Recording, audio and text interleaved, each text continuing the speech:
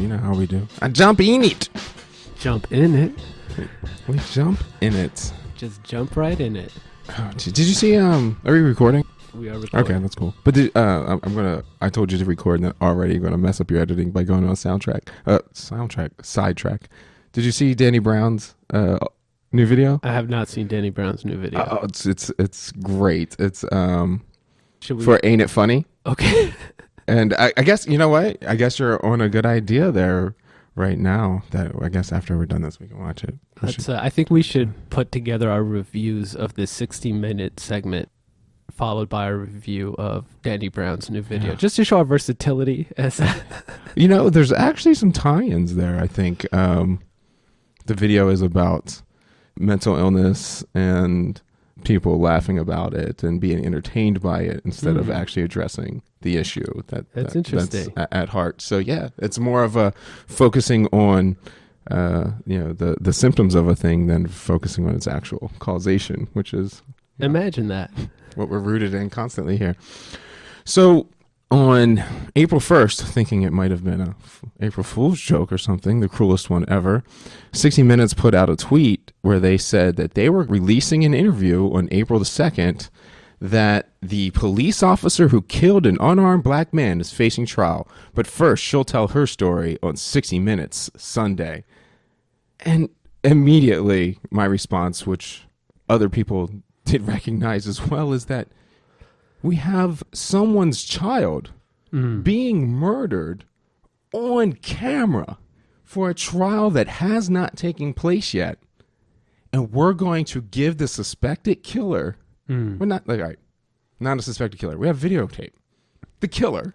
We're going to give the killer, who is accused of doing it negligently, the air to go ahead and taint the jury pool, to taint the public opinion, and have a platform of which to make all the excuses possible for murder. And that was just like, if this doesn't conceptualize or at least exemplify this paradigm that we talk about in our society, where if you're white and you do something, then every benefit of the doubt possible is given to you. And then if you're a cop, every benefit of the doubt is given to you.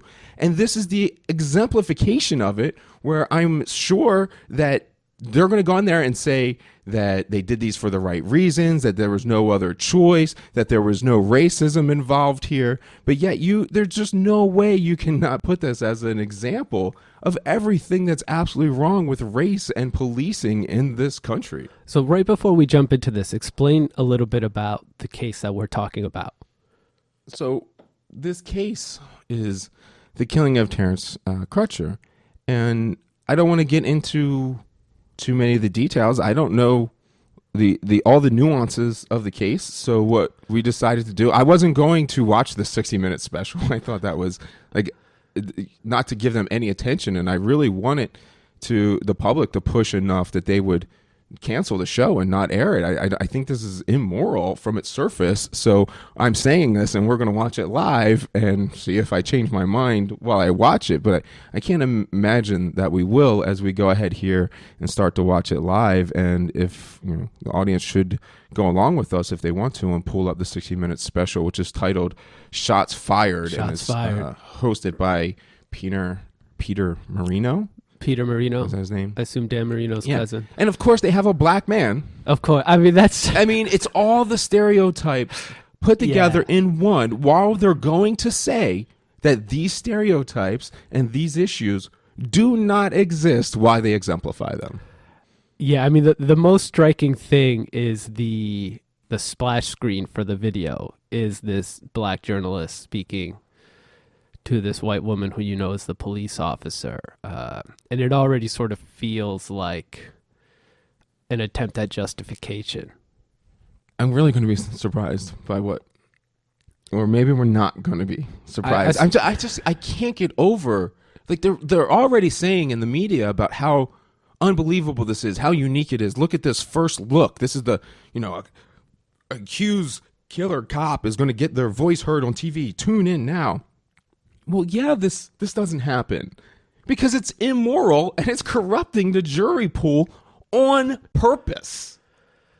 I mean, what did you think of the the sort of parade of statements and accusations that came out of the police department, some from unnamed sources in the aftermath of what happened with Freddie Gray here in Baltimore. I mean, there was very quickly, especially there was a reporter for the Washington Post who used to work for the Sun, who was putting out some inflammatory stories from unnamed police sources. You know, he was the one who initially put out the story about, Freddie supposedly injuring himself in the back of the van.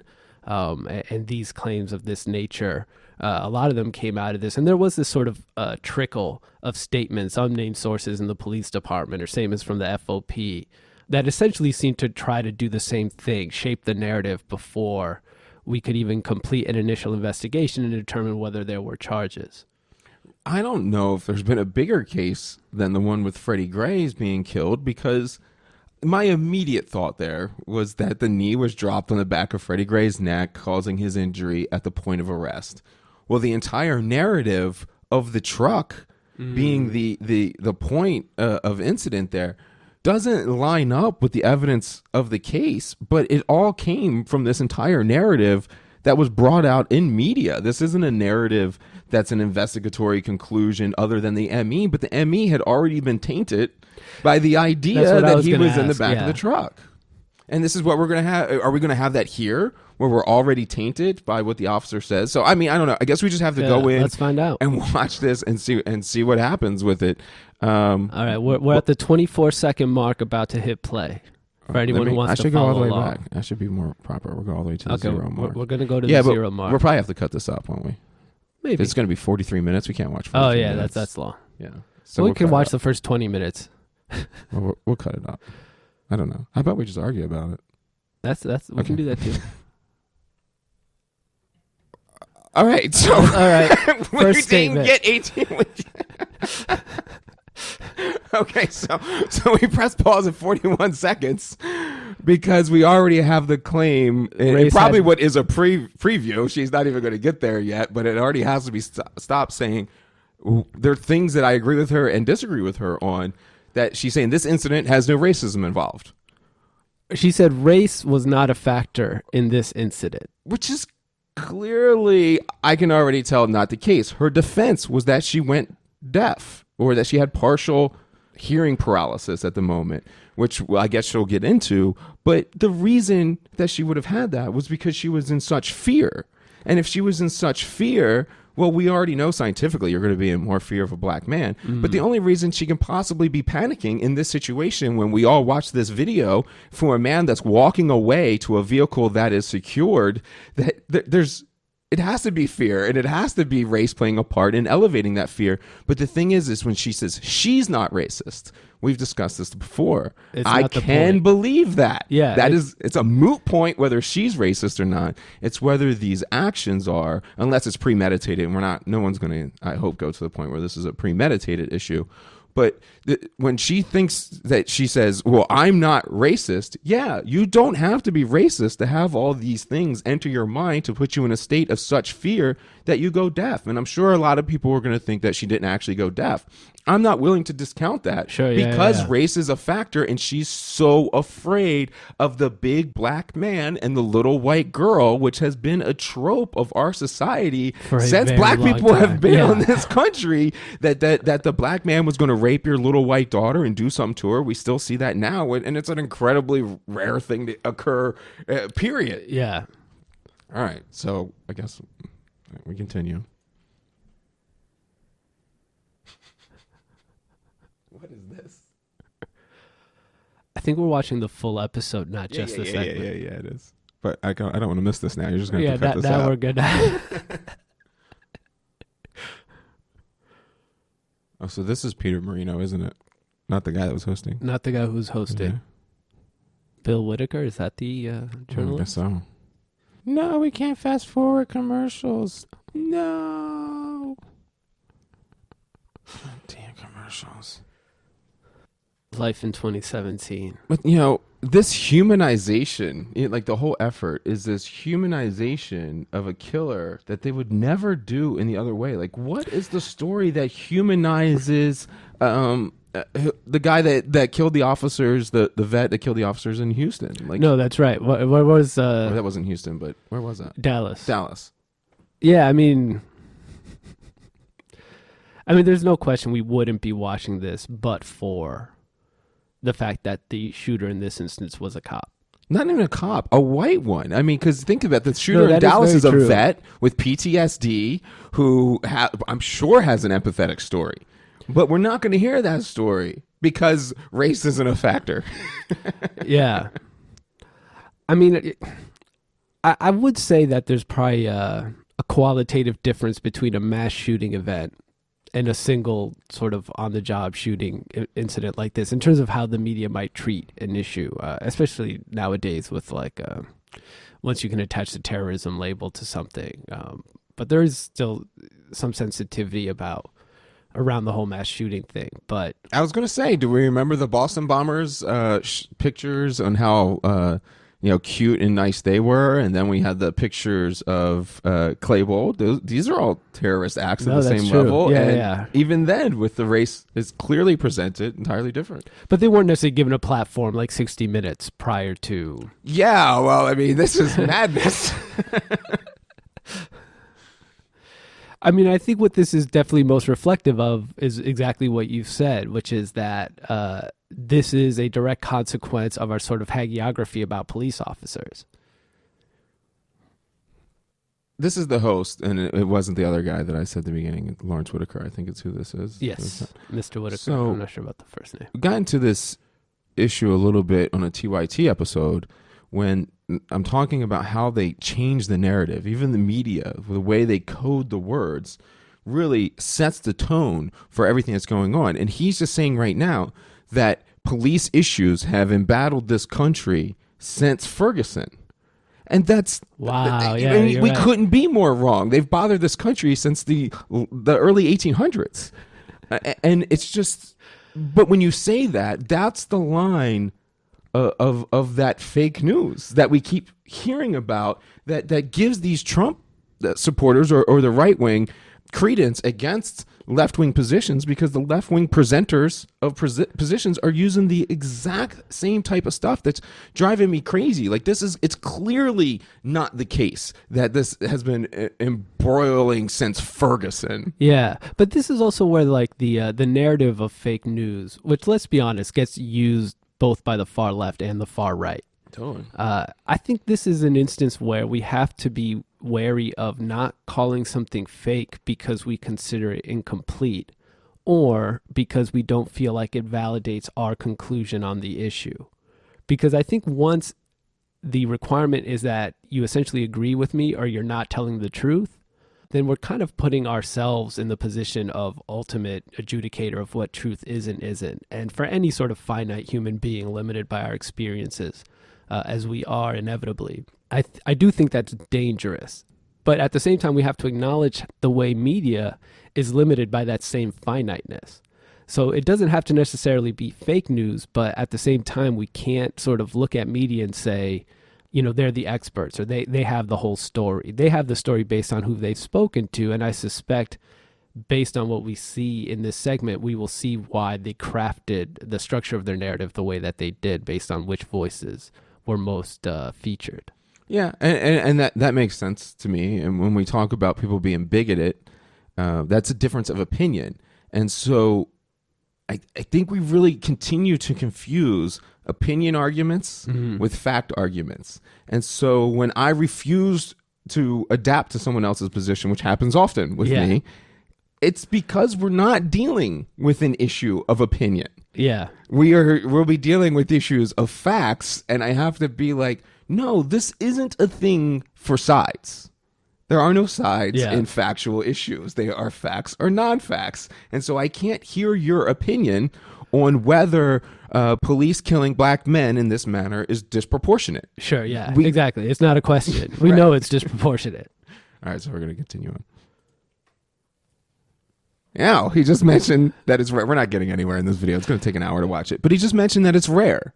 It's rare to have an officer featured. Yeah. Before the trial.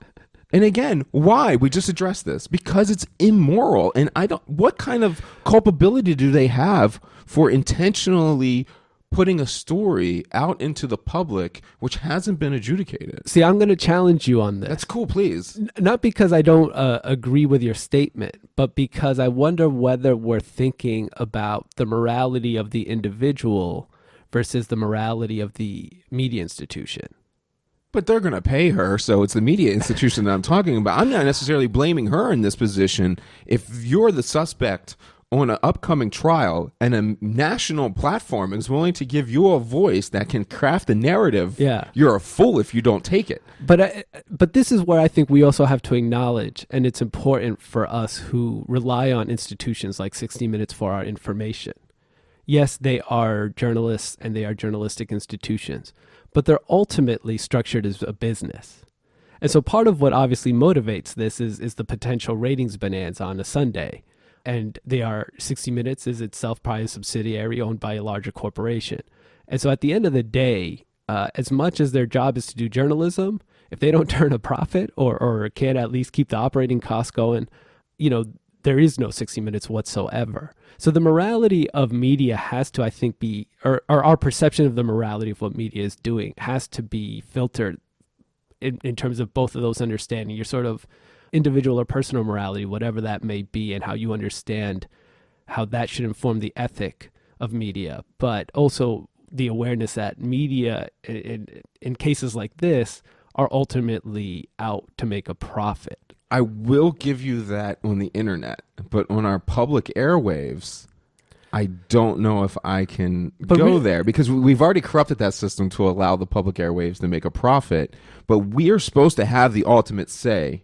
So if you present yourself as a journalistic thing, then we should have journalistic standards that you have to adhere to if you call yourself news. I agree, but you see, what I don't think is that you can enforce that by way of saying these are the rules for what is acceptable on the public airways. And I'll tell you why. And we can use the example of cursing, right? Which is not allowed on public broadcasts, except for certain words maybe after a certain time of night. And, that has liberalized in our lifetime. But essentially, the words that are banned come from a particular moral perspective of a particular community. And it is fair to say that they are not the values and norms that come out of poor communities or poor communities of color, for example. And that's just a function of the history of who ends up in these jobs making determinations about what is and isn't acceptable. But what it does is it codifies a morality that we can locate in a particular place, and it makes it a universal norm for all persons, regardless of whether or not they're speaking on the public airwaves. So I don't think we want to regulate based on our own morality what can be said in the public sphere. But I think where institutions like this can be held accountable is when the audience demands that it behave in a different way. Because for a corporation, being criticized isn't necessarily a bad thing, because you're still driving the conversation, and so you're still getting attention, and that's what you want, because that's free publicity basically. But if you get boycotted, now you're in a different position. Now you have to really pay attention to what your customers are saying, because now it's affecting the bottom line. When your audience would prefer to hear a narrative that's spun, though. I mean, and that's where we're at. Well, that's the other problem. Yeah, I mean, and that's democracy doesn't work. Again, capitalism doesn't work. No, but this is where I think if we go back to what I was saying, where we don't necessarily insist that our personal morality be the measure of whether or not we agree with something, then we could possibly break down that tendency where we're only watching news or journalistic sources that essentially adhere to our personal values. Because I do think that drives some of what we see on television, is that, corporations pretty soon start creating media just for their audience. Yeah, of course. But that's also partly our fault, because if we're only willing to be an audience for people who agree with us, we also can't say corporations can't create content that strictly adheres to the norms or values of their audience, because we've put them in that position. Yeah, I don't have, this is a fight that's going to go on for forever, and I don't have a strong generalized conclusion, but in this case, I feel like as a society and in the legal system, we have already determined that this is persona non grata, so to say, that you don't go out before your trial and influence it. I mean, 60 Minutes is empirically going to influence the perception of this case one way or another, which is guaranteed to be detrimental to either Mr. Crutcher's family or the defendant here. Yeah, I mean, right, like this is the sort of thing that could backfire, though, right, on the defendant. Sure, totally. Right. Yeah, I mean, it's challenging. My thing is, as being in media, and particularly as being someone who tries to create a product that maybe adheres to some of the values that you're expressing, I'd much rather people say, you know, support these institutions, right, because they're doing it the right way, than say, like, let's all get mad about what 60 Minutes is doing. Because when you get mad at 60 Minutes, you're still making them money, right, is my thing. It's like, as long as they're driving the conversation, they're in the driver's seat. They're happy. It doesn't matter if they're getting criticized or if they're getting praise, because... Okay, well then stay Up News.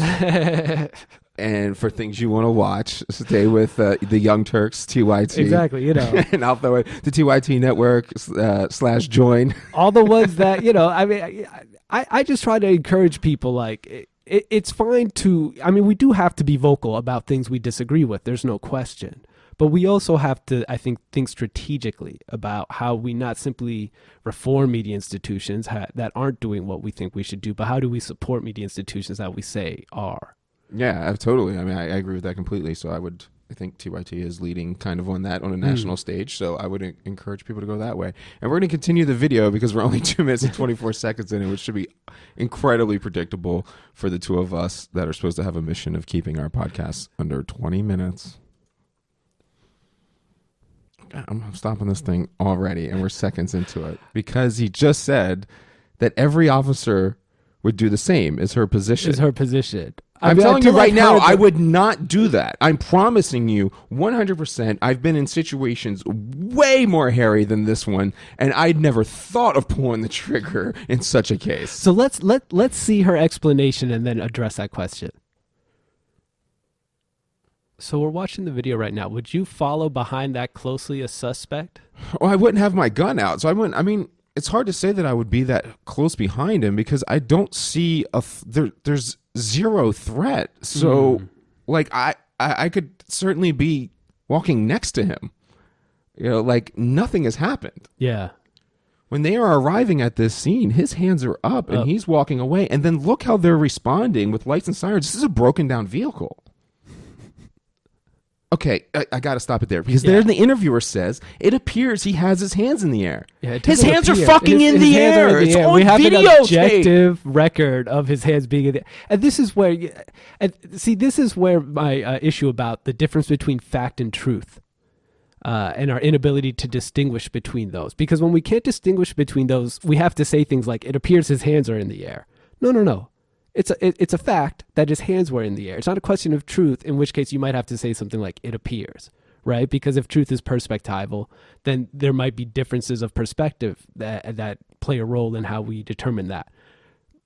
But here we have a video. His hands are in the air. We have an objective document. That is a fact. It happens to be that his hands were in the air. That doesn't mean necessarily that shouldn't have shot him or anything else, but as a fact, simple, straightforward. He had his hands in the air. Whether you think that provides you with some guiding principle or not, that's an issue of truth. But the simple fact is that his hands were in the air, and that should not be something that we sort of dispute by the way we structure our statement about it. Yeah, I'm kind of going back right now. Okay, so see this exchange. This happened right when it happened. This is me and Sean King talking on direct messaging on Twitter, going over this video. And when this video is released, his first comment was like, they're trying to say that this window was open. Yeah. And so like we started watching the video, and I mean, you can immediately tell in this video. I must have watched this video 100 times from every angle. The window is not open. There's never an angle that even gives you the slightest indication that it could be open, and the helicopter circles around. He never makes a move towards the reach into the car like she had claimed. He's walking away the entire time. His hands do not appear to be up. They are clearly up with the window clearly up. There is no threat here whatsoever. There is a negative threat. He was walking away. So if she wouldn't have pursued, he's becoming a less and less of a threat as time passes on. Again, the police continue the escalation, as we have seen 1,000 times, and there's just no way that there can be any misperceptions about how that vehicle and Mr. Crutcher were positioned. So let me just ask, because in the episode that we just most recently released, we talk about the way an officer's subjective claim of fear can make their action reasonable. Do you in this video think that this is one of those instances where someone's subjective fear, right? Whether or not that fear was objectively justifiable, because fear is not really the sort of thing you can sort of say, is it objectively justifiable? You're either afraid or you're not in a situation. There's not, the objectivity doesn't enter. That's why it should be based on actual threat. But is that essentially what you're seeing here, the perception of threat versus actual threat? See, what we're talking about here is, like, let's be honest, what we're looking at. A white female named Betty who is in gross shape to be out onto the streets as a police officer, clearly has no physical capabilities to be doing the job. So is it plausible? I mean, that's a big claim from just watching 60 Minutes. But you feel it's enough. Okay, fair enough. Having not been a cop, yeah, I don't think Miss Betty here is going to beat anybody in a fight.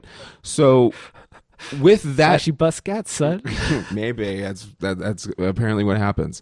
So do I believe it's plausible that she is afraid of Mr. Crutcher, who is obviously big, he's tall, and most scary of all, he's a black man named Terrence.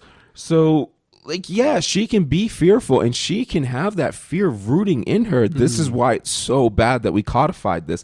Can she get off by the legal standard? Yeah. Almost certainly, yeah. She's saying the video doesn't tell the whole story. Just the important parts. I mean, I need to understand that when somebody uses deadly force, there is no bigger picture. It is only what happens at that moment and if that person is a threat. Notice she says, or at least the journalist narrating it says, the only thing they mention she notices is the size of the gentleman. And she's saying his hands are... Oh, my God. Okay, so she just said here... All right, so Officer Shelby obviously has no professional aptitude either, which she just revealed, and neither do any of her supervisors, and neither does any drug case that she's ever had a conviction on, because she's clearly not a drug expert that ever does anything or understands how to assess a threat. So she just said that his demeanor was strange because he was standing still with his hands by his side. So now let's go to this situation when we're also talking about, like, Freddie Gray. When the police come after you, is it normal for a black man to freeze on the corner? Yeah. Is it normal for a black man to run from the corner? Yeah. These are justifiable responses considering the totality of the circumstances. So does Mr. Crutcher standing there with his hands by his side when a cop's approaching him aggressively, is that reasonable for him to stand there motionless with his hands at his side? Yeah. But here's... And she says he might be on PCP. That's her lead in. Like, the logical leap is, so I see a man standing with his hands down. So he could have been waiting for you to show up. So what white male has been standing there that she has seen with his hands down by his side, who she jumped to the conclusion is on PCP? I just want to know, like, where did you read if somebody is standing there with their hands? Because usually when I'm standing, my hands are somewhere by my side. I don't, like, hold them up in the air or to the side. I don't do jumping jacks when I'm just standing on the side of the road. How does that become a sign that somebody might be on PCP? All right, so let's just look at this real quick. Effects of PCP can result in hallucinations coupled with aggressive behavior. Standing there with his hands by his side gave me an indication that he was being dangerously hallucinogenic and aggressively behaved. Come on. Yeah. This is preposterousness. And that's the stage we get. So a good bit of America will look at this and they're going to say, well, yeah, he was behaving clearly. That was a sign that he was on PCP, so that must have alerted her. And then let me ask you this, because obviously I'm not and have never been a police officer. If I show up and I see somebody and I think they're high on something, right? I mean, at this point, I've been on Earth long enough to know when somebody's fucked up on something. and I've been, doing journalism in Baltimore. I'm in plenty of spaces where people are fucked up on something around me. I can't think of a single instance where I've been around someone where my reaction, if I had one, was something more like, yo, you all right, dude? Because you're kind of like about to fall over, right? I've never felt like scared. This guy's going to mess me up. I'm like, this guy's high off his ass. If he tried something, it wouldn't go well for him. Sure. And I'm not like, Well, for something that makes you high, that makes you stand there with your hands by your side. Yeah, that would make total sense that they're not an enemy. Again, how many cops show up to two potheads fighting in the middle of the street? No, but even like, you see people in Baltimore's neighborhoods who have clearly taken something much stronger than pot. Right. And their behavior is not angry, aggressive, violent. Right, which is something I love because it's one of these statistical things that people can't get wrapped around their head. So, like, say police, assault 100 people, unnecessary use of force, and 10% of them will have drugs in their system. Well, then they say that it has something to do with those drugs. But then if you test any 100 people and then there's 10 people with drugs, it's not a correlate. Just like they do it with cannabis all the time. They'll be like, this individual was driving under the influence of cannabis, but doesn't have a traffic offense. And you don't know the general population of people that aren't high, so you don't know if that contributes to anything. Because what if the percentage of the general population is 35% on cannabis, and the percentage of drivers who are getting crashes are on 15% cannabis? Well, that would be more likely that doing cannabis reduces your chances of having an accident, but they're looking at the 15% and make it a claim. I mean, my bigger issue is that they seem to be looking at a possibility that can happen under certain types of drug use. You might become more violent, right? Most people who use PCP don't get more violent. I just don't know the answer to that. I mean, but that's the case with everything. Around even people addiction. who I know use these drugs. I'm just saying, it's like the first thing they do is not like, like, it's not to say those stories don't happen, right? I used to work at a hospital as an interpreter, and you'd hear the stories all the time from like the night shift. Somebody came in on PCP, we had to like strap them in because it's not to say it doesn't happen.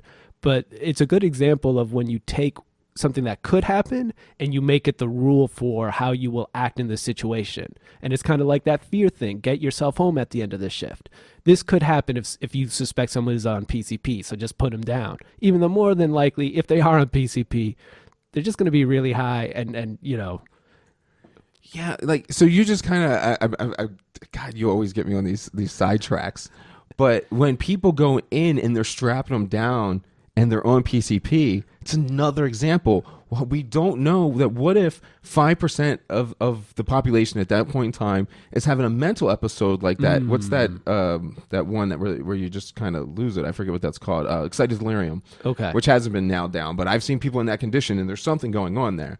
So if you're naturally in that condition and it's just, it could be, again, it's a correlation to the PCP and doesn't necessarily mean that is why you were strapping the person down. They could be going through a mental breakdown that is disconnected. Yeah. And look, in a hospital setting, you're basically strapping the person down to make sure like they stay in the room where they're supposed to be and that you can administer the treatment you're supposed to be. But it's a good example of, okay, so like 3 or 4 nurses and a doctor just get the guy strapped in and then administer some meds. That's how they handled it, right? Nobody pulled out a gun and said, this guy's on PCP. I fear for my safety. And on the basis of that fear, if he moves, I'm putting him down. I have nurses talk about this very often, where the nurses like to point out to everybody that, like, look, these people that cops are killing, especially when we talk about the mental illness propensity to be involved in police shootings, they're like, these individuals are brought into our hospitals every single day. Every day. And we don't kill them, we don't assault them, and we don't have weapons. So how come police can't figure out a way to do the exact same thing? Which is, I think, a solid point. All right, we're going to continue because I'm just going to slowly lose my mind listening to this. Zombie-like. She called him zombie-like. Zombie-like. So he's on PCP and zombie-like, but not a threat. Not a threat. This zombie stuff is like, we hear this all the time, that fear, which we discussed before, where they use these words like demon, super strength, super predator, all these kind of things, and she's doing it already.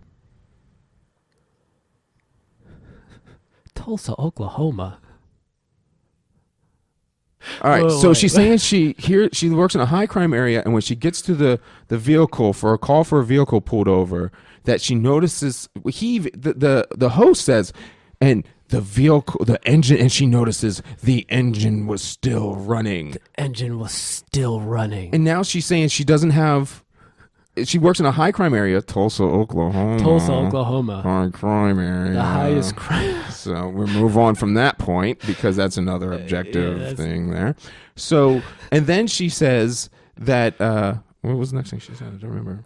I'm still trying to wrap my mind around, okay, let's pretend for a moment that Tulsa, Oklahoma qualifies for our imagination as a high crime area.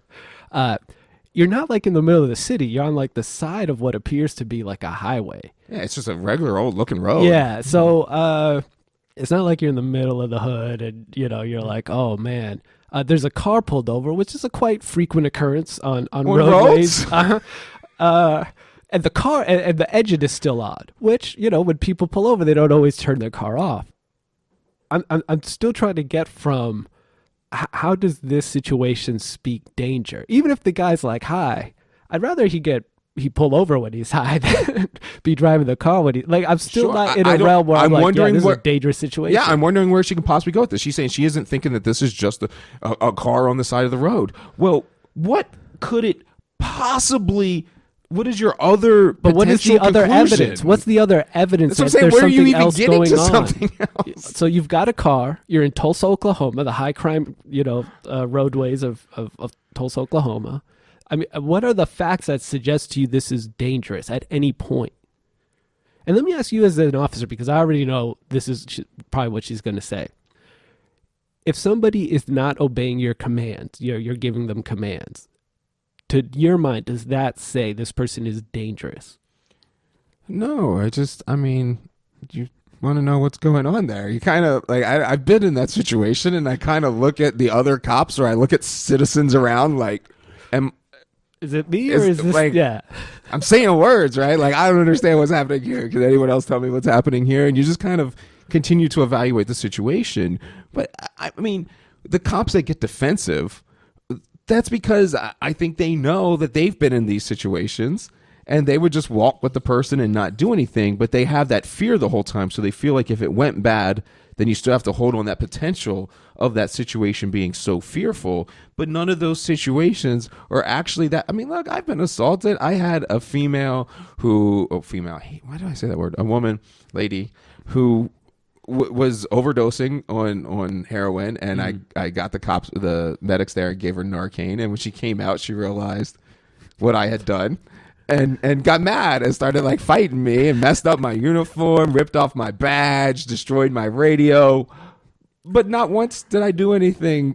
It's not a threat. Yeah. Let me just ask you, since you worked for the Baltimore Police Department, did you get a new radio, or are they just like, you're going to have to use that one? Oh, no. I mean, believe it or not, they're relatively good about that sort of thing. I mean, when you hear like the testimony from the cops, at least at that first trial, it was like, yeah, they give us phones, they kind of work. The computers don't really work. Yeah, the computers and the phones definitely don't work. I mean, when I left, granted, it was 2014, but we were using Blackberries. Yeah, I mean, and it was so slow. I remember that because like one of my early interactions with Kowalczyk, who was the press person at the Baltimore Police Department, at one point he sent me a message, something about his Blackberry.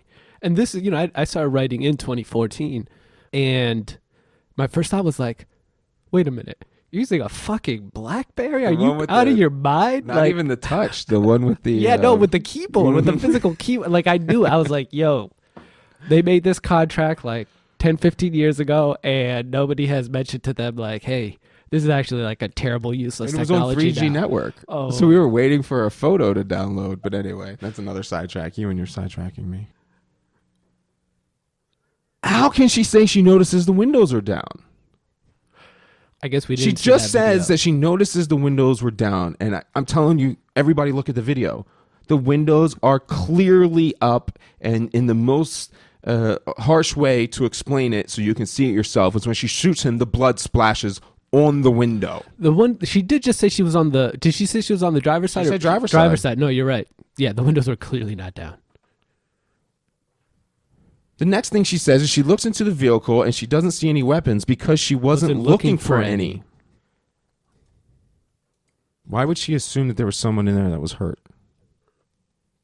She's saying that she keeps saying to him, hey, man, take your hands out of your pockets. Hey, man, how are you doing? Does anyone believe that those are the words she was saying?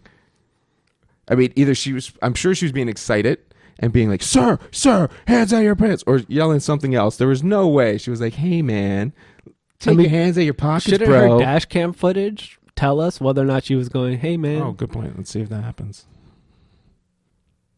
That's what I might do.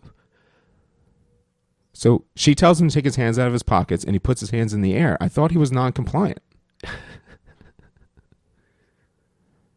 Okay, bullshit. She just said she's encountered people where they put their hands in their pockets and she then pulled them out and they found a loaded gun. We can find that out. Somebody look that up and see how many guns that this officer has arrested and charged somebody for. I guarantee you that is a lie. That might have happened once to her on a domestic call that had no violence involved whatsoever. This officer did not chase down armed suspects. Sorry if anyone takes offense to that, but this is not the kind of cop that we're going to see chasing an armed suspect into a dark alley. It isn't. Conveniently not recorded on video. Yeah. Which they don't say allegedly, because whoever knows on the video can come out again.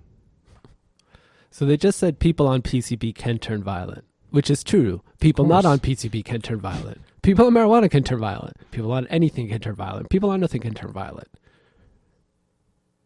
She has no signs to have her gun out. Do never point your weapon at anything you do not intend to shoot. We're at 7 minutes and 20 seconds. She's saying there's no way she saw him as being more dangerous for being a big black man. Being a big man is a reason that you should definitely be more afraid, just for the record. And look, I mean, at some point we have to believe that implicit bias doesn't exist, or at least hasn't worked any of its magic. I'm telling you, it still has its influences on me as much as I fight it. But that's the thing, yeah. He has committed no crime. She's yelling at him to stop now and has got a gun pointed at him. And his hands are still in the air. So she's projecting her fear. She projects her fear. She onto says, him. He must be thinking, how can he get to his vehicle? So now we hear Tyler Turnbow's another officer on the scene. I want to point out that he grabs his taser, which is the appropriate response for him. Very good response by him at that point. And there's that implicit bias again coming up when they talk about, we talked about this at the time, but they keep saying that looks like a bad dude. And this whole time we have a guy that's been completely compliant on every single thing except for her allegation that he yelled stop. And this allegation is timed with the other police cars arriving onto their scenes with their sirens blaring. When is a person with their hands up non-compliant? Why? So Turnbow just said he would have had his gun out if the other officer had a taser. Do you agree with that? He should be at the ready. I mean, he should be ready and prepared, but he has no idea. He hasn't assessed the situation. There it is. I'm feeling that his intent is to do me harm. So she just confessed, I projected my fear onto the situation, then I gunned him down, and I shouldn't be held responsible for that. He says that she's analyzed that this is called targeting. Nowhere in her report do I guarantee you that she says he has taken a position of targeting. I don't know what a position of targeting is. This sounds like something they're completely making up in retrospect. A man with his hands up looking into his car is not targeting. I have no idea what that means. I don't know what that means. But, I really do think at this point, we know what the narrative is, right? I mean, essentially, she projected a bad situation going down and then killed a guy. And this is kind of what we talked about in this most recent episode that we released, which is when you make fear, the subjective fear of the officer, into a rationality standard, essentially. You essentially allow this to happen. If you project fear into a situation, then kill somebody, you have acted justifiably, which is to say that what our law gives license to police officers to do is to be afraid and do whatever they want as a result of that fear. And even if the fear is real, there does seem that at some point we have to say that can't be the standard by which we judge your actions, especially in a context where we know implicit bias exists, where we know you're going to have fears, and also just the nature of the job and strapping a gun onto your person every day. You're going to have fears that are irrational. And so your fear cannot be the basis of a rationality It's standard. irrational to walk around with a gun on your hip, right? I mean, when you think But about that's the it. thing. I mean, we but this is also somewhere where like society has to, and again, this goes back to kind of your model. As a society have to decide, like, do we want police who walk around with a gun on their waist all the time, even though they're not really regularly in situations that require that, but they are regularly interacting with the public? And you can avoid this entirely if traffic calls are handled by an unarmed. I mean, because that's the thing is, even when we think about that, when we say traffic stops, we think the person has to be armed. And it's just like, well, what if it's a bad guy? Well, if it's a bad guy, he knows the person's unarmed and he can just go. Yeah. All right. You know, like. And we call SWAT. You know? Right. You call investigative units and you figure it out and you deal with it then. Nobody has to get hurt. I don't understand this immediate gratification we have. And the only way to have immediacy with human beings is to kill them. How can he possibly not know where she is? So now she's saying he's sizing up the situation, but a moment ago he must be on PCP. You know, And people now that he's clearly fucked up aren't sizing up situations. He doesn't know where he is. Okay, so she's saying he dropped his arms and reached into the car, which we already know is not possible. These goddamn windows are open. Why are they not acknowledging? Why are they not pointing out that this is impossible? Those windows are clearly up. And then another thing I wanted to point out is the helicopter's there. Whenever the helicopter is there, there's no need for cops. The eyes are already there. We know what's going on. We can plan things. It's the moment you pull back is when the helicopter is on scene. We did that constantly. If you're chasing a car and the helicopter gets up there, back off because there's no point in this anymore. The helicopter sees them. You won. No, it doesn't. It does not tell them that there's somebody going for a weapon in that video. She's saying she sees him going for a weapon and his hands are up. Could be going for his license. Could be going for... And she said she wasn't even looking for weapons in that vehicle, but now she thinks that he's going for a weapon in the vehicle. Oh, he does drop his arm there to open the door, I imagine. Did they find a gun in the vehicle? No, there's no weapons. So we can say objectively then he was not reaching for a weapon. Yeah, we can objectively say that. Whether she thought that is irrelevant. We know that he wasn't reaching for a weapon because we know the window was open. Closed. Sorry. And so for me, this is another sort of a fact versus truth problem. The fact is he wasn't reaching for a weapon. It's not a question of whether you thought he might have been reaching for a weapon. That's a perspectival issue, and that might be your truth. But the fact is there was no weapon in the car, so he can't have been reaching for a weapon. That's the factual reality. And how many cops are there, though? Is that 5 cops? 4 or 5 cops there? Why are we shooting people when there's 4 or 5 cops? Yeah. I do think, is it Mr. Crawford, the journalist? He's pushing her. No bad. How about all 4 or 5 of us tackle this guy? We don't train to be what they show in the movies. I would like her to expand upon that, but we're not going to get that. There you go. Windows clearly up. You can see the streak of blood on the window. You can see the reflection of the background. Everything. Clearly up. No weapons anywhere. She just got asked if she has regrets, and she said she has sorrow that this happened, that this man has lost her life, and that is the clear right there. So if you want to hear anybody talk about verbal analysis, which I'm not really big into, but as soon as you start separating yourself and you stop doing I's and you start saying that person and you start dehumanizing them by using those type of pronouns, then that's an indication that your guilt is making you separate yourself from that. To like, I wasn't there in your mind. So she's speaking highly indicative of someone that knows what they did. She's saying he caused this. He is nobody with a man with a car broken down. In the end, he caused this. So let me...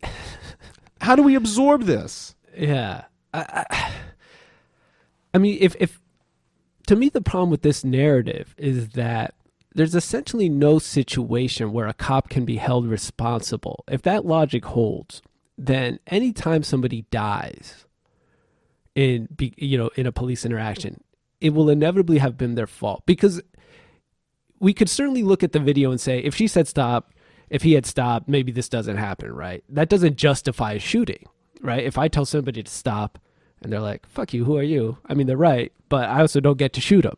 That's not threatening behavior. Like, if that was the case, every child on earth probably has threatened their parents by refusing to acknowledge a command or order in the last probably 30 minutes.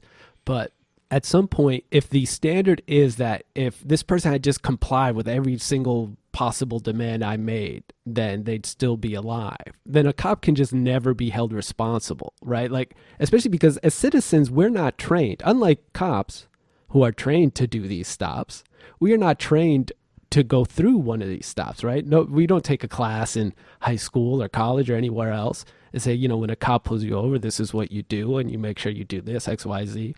So it's not like we know what they're expecting us to do. And cops are trained that the people aren't trained on that. Right. So, I mean, at some point, you know, we're being asked to swallow an awful lot. And you know, for me, doesn't even have to be about the question of criminal liability, like putting that issue aside of like guilt or innocence.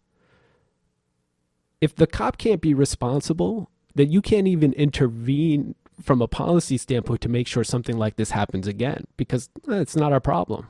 The other person is responsible. It's nothing we did. Yeah, the police have to be the biggest group that won't take accountability At for all. absolutely anything. I feel like a lot of these shootings can be critiqued that we don't hear about. We're actually trying to critique these situations like this shooting that are just blatantly wrong, and there's just no way around them. So we're talking about Crutcher and Castile, who, you know, objectively do nothing wrong and still end up getting killed. Still get killed. And so we have to defend these cases. Like, we're defending the obvious when we should be arguing these cases where there's iffiness involved. Exactly. Yeah. And that's also like in terms of that like police community divide, right? When you defend an officer who is obviously messed up, right? Even if you think that the nature of the job means they shouldn't face criminal liability, but clearly somebody messed up.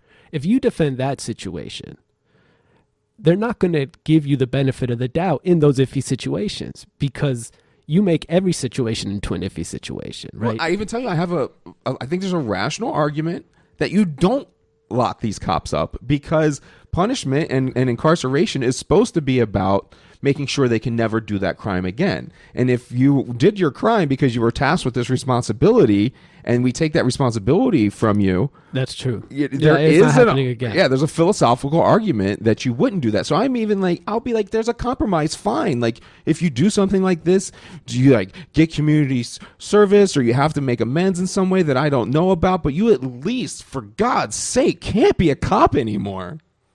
Yeah, I mean, you know, the question of criminal liability does weigh heavily on this whole issue, you know, and at some point, that's another sort of question we have to tackle as a society is, if we believe police abuse happens, what is the result we're trying to get? Because if it's just a jail sentence, at some point that does, at least to me, it smacks of just like, I want revenge, retribution. Yeah, and it's not to our say entire criminal justice system is that. So no, when you prosecute absolutely. them, that's absolutely what you're doing. But this is where we have to, like, as a society, say, maybe that's not how we want to be reflected in our criminal justice system, right? And at some point we have to ask, what is the problem, and how do we get to a solution? We've already done that, though. This is the frustrating avenue. But have we really, as a society? We haven't. We have. This was done in Europe.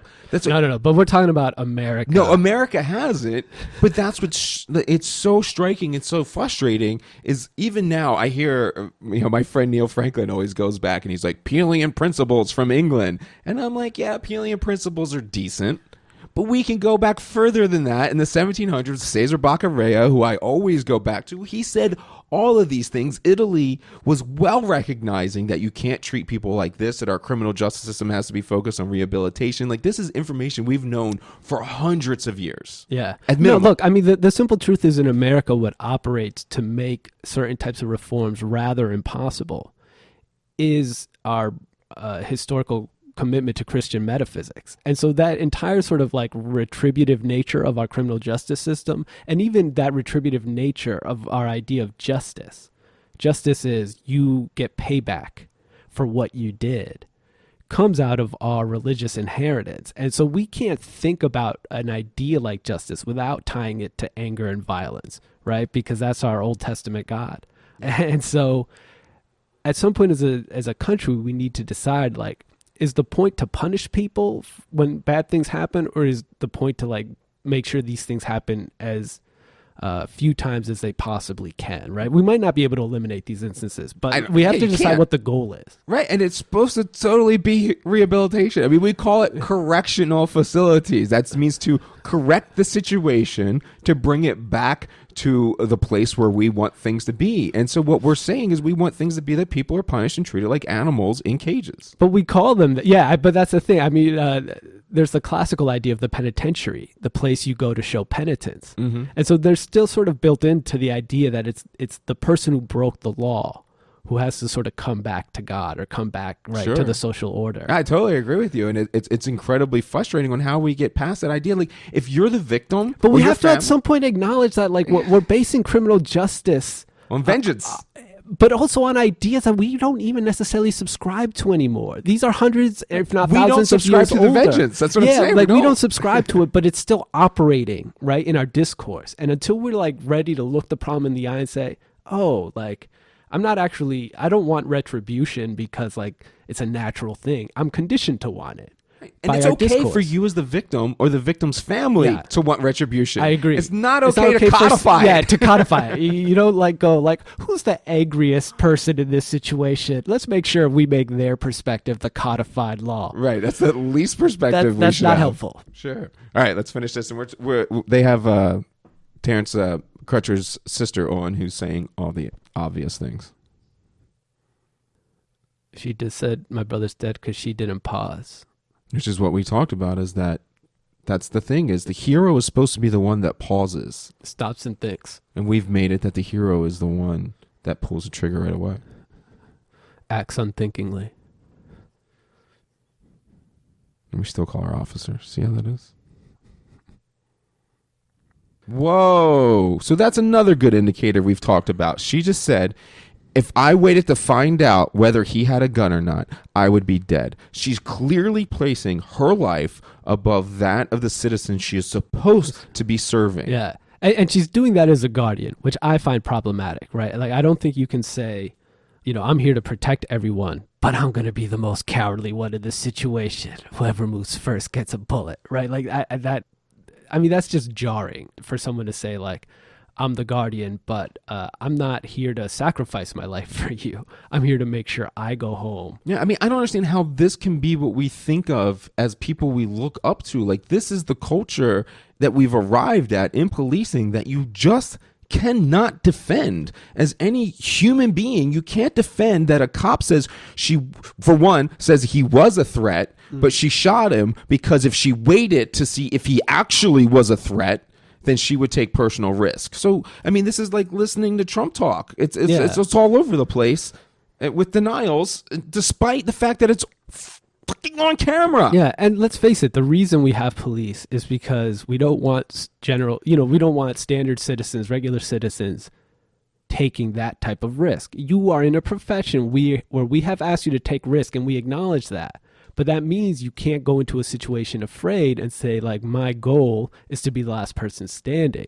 No, your job is to take a risk. We can't. Is to go in.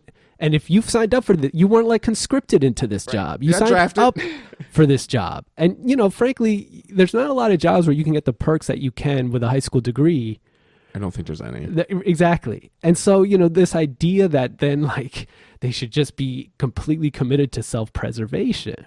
I mean, we as a society have to say, like, that is not the mission we assigned to you. We've certainly accepted it, and that's why we're in our Orwellian future of militarization that continues to escalate. Yeah. It's like, but this is the statement that when I get pushback, I will be told that isn't policing, and she's saying it right in front of you. And she said it. I would rather be carried by 12 than buried by 6. And did we not just say that on that video, that episode you just released yesterday? Judged by 12 than carried by 6. So that's exactly the point. And you said it. In policing, everybody dies before the police do. And that just can't be our notion of a protection force, right? That would be like if in World War II, we're like, okay, we're going to go and attack Germany. And then like the military got in a boat, started going across the Atlantic, turned around, and then bombed the shit out of the U.S. Right. I mean, Like, wait, what? and we'd be like, yo, what the fuck? Right. I mean, the easiest way to make sure we don't get killed by the Russians is obviously to kill us Just kill first. everybody. Man, I can't believe she actually said it. That's right. She never wanted to be in that put spot. herself in that She didn't spot. say she never wanted somebody else to be in that position. I mean, that's the thing. How about I would rather be judged by 12 than judged by 1, right? I would rather be judged in a court of law than by some cop who's scared on the street. You know, I was at a candlelight vigil recently in West Baltimore, right near the Western District Police Station, because this gentleman had been gunned down right outside of the Western District Police Station. And you know, as it was wrapping up, I was talking to a few people. There were still a couple of officers because they had sent out a number of officers to kind of hang around the vigil. And as I'm leaving, I just turned to one and I'm like, you know, I just shake his hand. And I could see how he looked scared. I mean, he looked young. He looked like he was still in his like early to mid 20s, and he just didn't look comfortable being there. And I'm like, this is the problem. Like, you're scared, and you're the least person who has anything to be, to be afraid of right now. Like, you're a police officer. You're fucking untouchable. Like, what do you think is going to happen? And you're watching a goddamn candlelight vigil, right? Like, that's what you're patrolling right now, is like a group of people honoring a slain friend. And you have fear in your eyes. I mean, what am I supposed to do? Like, I understand this kid might not be from a place like Baltimore City, but to just be standing there afraid and sort of masking that with faux toughness. Like, I know when a young man is being fake tough, all right? Because I've been that young man. No, I mean, I hear you, and I can't really wrap my head around what that is. And the only reason can be is culture. Like, you have to be taught those things. These aren't things you're born with. You don't watch children being that way. These are things you're indoctrinated into in society. Is there any conversation in policing, or is there any training that is done? And not like, in the last 6 months, some have created an innovative, but historically, is there any discussion about the way the mind generates or projects fear? Yeah, I mean, I think there's a lot of this, but it's in psychology. So, but I mean in policing and the training you receive. So they talk about it, but these things get published in psychology journals. So then it's like the criminal justice field, because you only stick in your journals, it's like they're not pulling these things together to understand that policing is just another job. So all of these things, like, these are things that have already been found out in a myriad of type of industries, because there's other jobs that have fear. When you think about window cleaning, has an element of fear to it. There is taxi driving is an extremely dangerous job. So there's all these other jobs that have fear that they've already worked these kind of things through with. And I've never seen a case where a taxi driver shot someone. Just like, completely unjustifiably, it turns out, because they were afraid. Even though, like you said, it is like, I've known cab drivers. They have a million stories of getting robbed at knife point, gun point, whatever point you can imagine. Or UPS drivers who, like, say the cars are dangerous for them, right? Yeah. So they have all these procedures in place that I don't know if most people know, but like UPS drivers aren't supposed to ever cross the street. So they do their routes so that they are always on that side of the street and they never cross the street. You do these things to mitigate the things that can happen, because the fear of getting hit by a car can make you do dumb things. All these things. Yeah, but the possibility of danger and an accompanying fear of that possible danger isn't a justification for murder or any illegal activity in any other profession.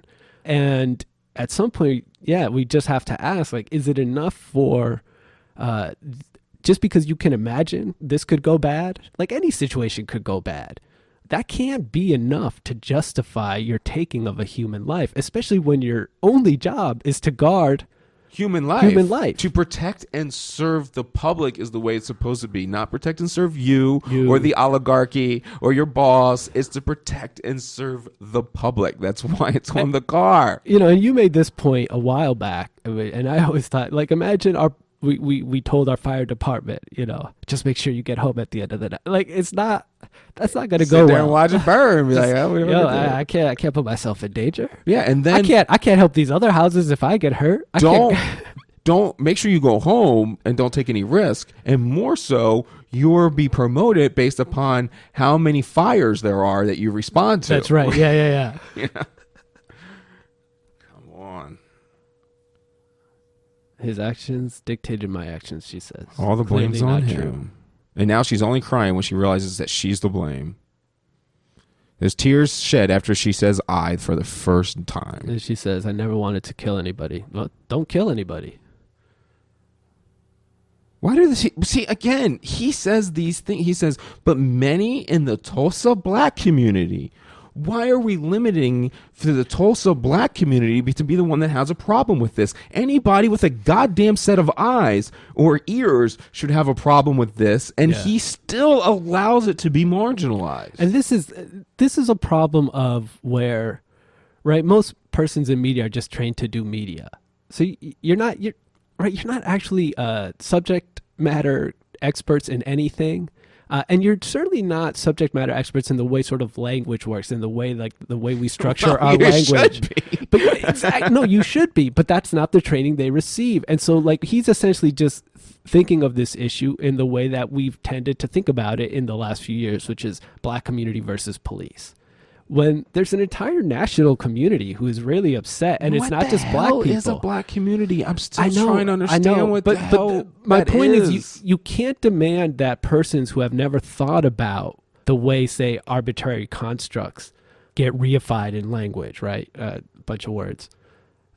You can't demand persons who have no training to think in these terms to then go into a story like this and not essentially just repeat the narrative they've themselves come into. And that's the thing about most journalists. They don't know anything about the things they are reporting beyond what they've just been told. So if I go to Mike and say, what just happened here?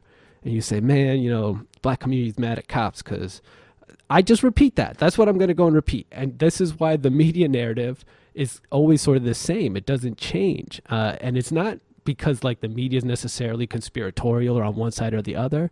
They don't know any better. They're not even aware of the fact that they're simply, a lot of people in media think they're experts when they're actually just parrots.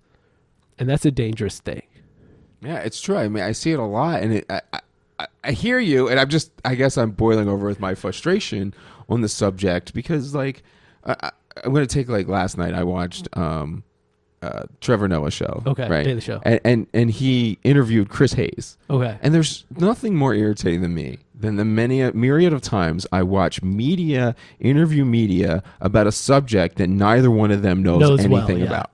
And it's like, I don't understand, because there are experts that Trevor Noah can bring onto the show. But because we want to just, all they do is cross promote. So everybody that has a book out, well, they all work together, and then that's what they talk about is whichever celebrity has a book out. So celebrities interview celebrities about a book that they have out, and nobody's talking about anything on any kind of intellectual level while they're bitching about how unintellectual everyone is. But here's the other side of that, which is if you put a bunch of experts on and they say a bunch of expert things, nobody wants to watch that segment. It's boring. It's not interesting. That guy's not even a fucking celebrity. At least Chris Hayes is famous, right? Fuck this guy who spent his entire adult life studying this subject. I want to see somebody who's famous tell me what they remember from the conversation with this guy.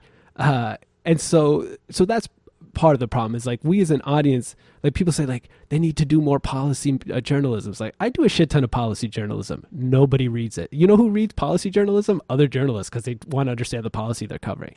That's, you can't, and again, this is a corporation, it's a business. They can't produce smart content if you won't watch it. It's not going to happen. Damn you. I get your argument. It's just, like there's got to be something we could do. I think it was Mark Twain that said it. I was about trying to look it up because remember, I think it was Mark Twain that said, "Those who read, who don't read, are uninformed, and those who do read are misinformed." Yeah, that's right.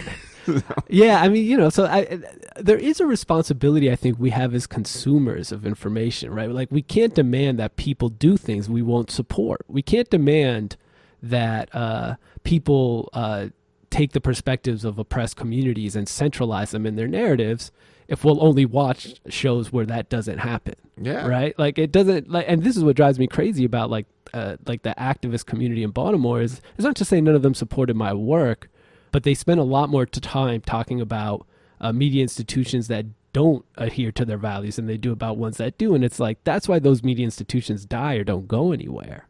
No, that's a good point to put up those platforms on for what they are, and we have to. I think we're moving towards that. Luckily, people are starting to realize where we are. But if we lose our ability to control our country because it's gone too far, then how can we even climb out of it? Is what's so damn frustrating. Yeah. And I don't want to bring a problem without a solution, so I'll just finish watching the last nonsense they say.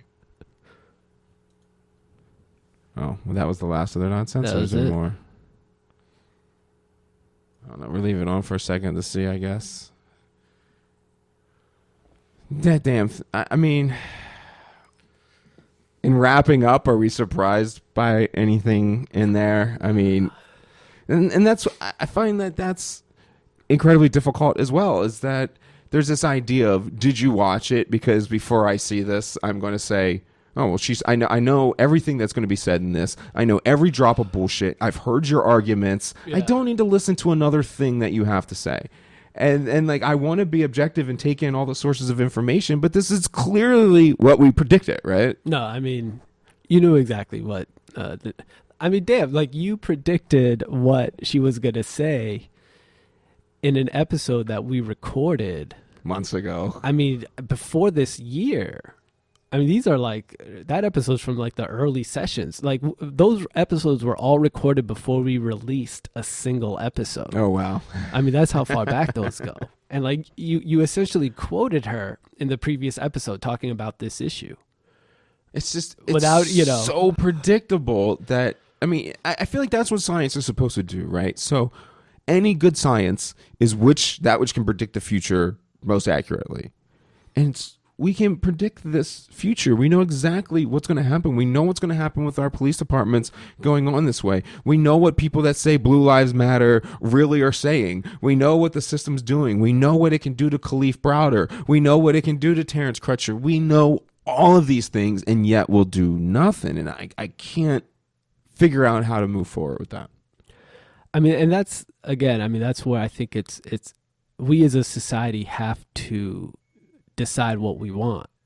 Because here's the thing, like, the facts of this case are what they are, but the simple truth is when the cops show up somewhere, somebody called them, right? And so when that situation then goes bad, it's not just the cops who were involved in terms of creating that situation and the potential for it to go bad. And, we send a lot of mixed messages, and we've talked about this in past episodes, the idea of police as pawns. The politics say one thing, the community says another. But the truth is the community often speaks out of both sides of its mouth, right? We as a society want our cops to be like both ass kickers and both like professional social workers. And it's like, that's usually two distinct groups. Like that's usually not a combined mission. Yeah, so I say if we want cops to be that, we're talking about 8 years of training to get them but to that exactly level. and so but we're not talking about that, right? So society makes all of these demands that aren't really in sync or in harmony in any meaningful way, and then when cops fail to live up to them, we want to be angry at them for their abuse of power. And it's one or the other, right? Like you can't tell the cops like these kids on the corner need to be gone from the corner, and you can't be abusive. Removing kids from a corner looks one way and one way only, and it's not like pleasant and nice. At some point we can't say your mission is this and this when those things aren't compatible. Yeah, I mean, that's our whole problem with the system, is that the metrics being put in aren't aligned with the outcomes that you want to come out. So it's never going to be. But the problem is they are aligned with those outcomes. They just 5 minutes from now, when I say I want a different outcome, they won't be aligned with that outcome. Right. But then when my car gets broken into again, I'm going to go back to the first outcome. Right, because we have to go to society's outcomes, not the individual. Yeah, the individual wants revenge. I get it, but we can't be that. And I just feel like as police, that's our responsibility to convey, because we're supposed to be professionals that study our field. And if the general public thinks that a certain product doesn't have gluten in it, but the chef who's well trained in his field says, no, this has gluten in it, don't eat it. Yeah. Well, then you want to go ahead and go with, you don't want the chef to be like, no, I'm going to give the customer exactly what they wanted. You know, there are times that authority does have to step in and be that voice to communicate the science. You know, I also think there's a responsibility for people in the policy making arena, and especially like we have to get to a point where a politician can say, like, it doesn't matter that your fucking car got broken into. Like, I'm sorry you lost your CD player. You'll live. Like, our policy can't reflect the fact that you're pissed off that some kids broke into your car. Our policy needs to reflect the objective reality, which is that kid is hungry and has been stealing that stuff to like sell, to feed himself. And so until we address that issue, your car is going to keep broken into. Yeah, we could create a punitive policy to get that kid, teach him a lesson. But you can't teach someone not to be hungry.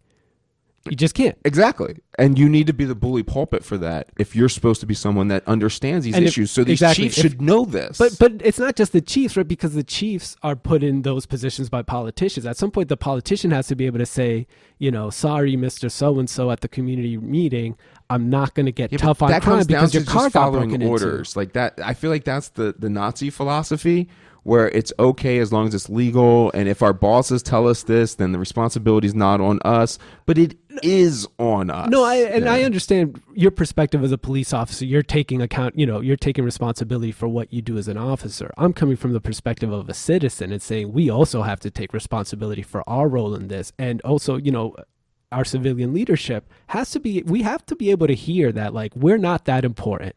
I, as an individual, that victimization that I feel I suffered, you know what, shit happens.